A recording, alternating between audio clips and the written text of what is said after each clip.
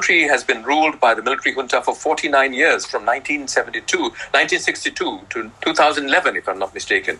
Now, what's been the relationship between the people and the junta? And has things changed?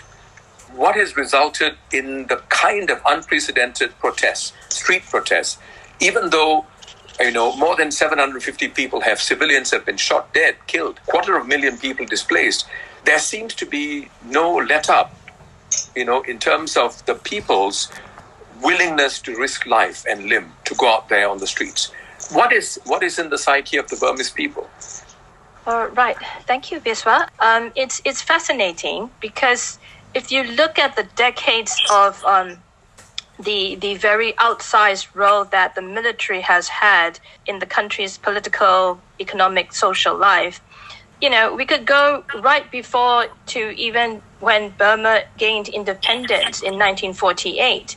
The Burma Independence Army, which was founded by Aung San Suu Kyi's father, General Aung San, was the liberator of the country. And in the years immediately following independence, I think up until even the 60s, I would say, the military was an entity, an institution that people looked up to, people respected. Well, in those days, to be a member of the Tatmadaw, which basically means, the main army, and in the days of the kings, it meant royal army. To be a member of the Tatmadaw really meant something in those days, and it was a conscious career choice, And I do not want to use that term these days at all with relation to the military in its present form. So would you say that trust is broken? And definitely. Is it mendable, you think? Is it mendable? I think because it's decades of broken trust, right? If you look at it from 1962 onwards, when what General Ne Win did was to really start making all these conscious efforts to privilege the army, to privilege them above all else in society, and to really maybe create the military as a kind of state within a state. So we've come to this end of those decades of entrenching the military's outsized role in the country's politics. For my own personal point of view, that I feel that any negotiation, like any humanitarian aids that derive from negotiation with the military junta, if it is possible, we would not like to accept, because it's sort of like a betrayal to our fallen heroes and the families that has lost them forever.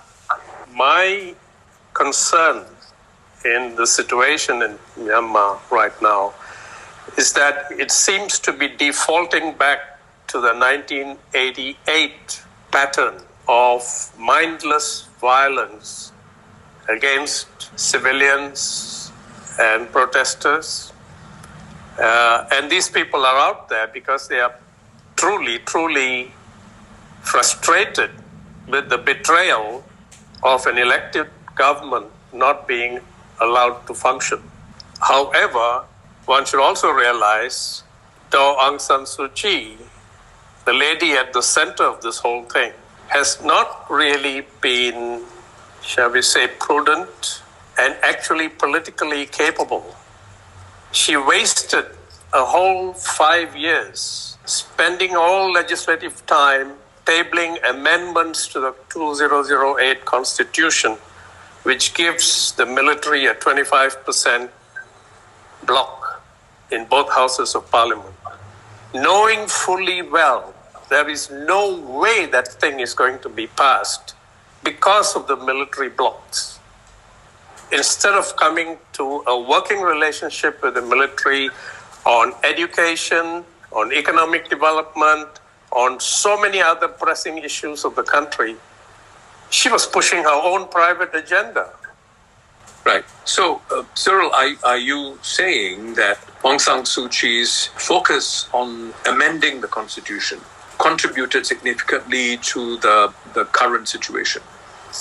I would say that a combination of factors, some personal and some procedural, her exhaustion of political energy and political capital, just pushing water uphill, knowing full well the cards are stacked against her. The other personal aspect is in her recent general elections, where again the NLD gained a supermajority, she appeared to be so aloof and so arrogant that she wouldn't even meet with the senior general. She felt she didn't have to show any recognition or concession to the military because the people have voted her in and she is the majority and she has got the say. I think CYRIL raises really important points. These are hard truths that the NLD also needs to confront and take as lessons, because of course going forward, then what should then the interim and the interim government and the parliamentarians now trying to bring disparate forces for democracy across the country together, as well as the ethnic groups, what they need to heed about state building and peace building. I think these are important lessons. But the point about dialogue not happening between Aung San Suu Kyi and the Commander-in-Chief, it actually goes back quite further back, where I have heard reports that the Commander-in-Chief himself also stopped going for meetings or meeting with Aung San Suu Kyi, instead sending his deputy. So it cuts both ways. I think whatever personal chemistry or lack thereof between the two, I mean, there are many factors that go into this, and of course the prioritization. But I still think that you don't need a coup to address an electoral issue, even if there are personal grievances. Right. I don't think you need a coup to try and address an electoral issue.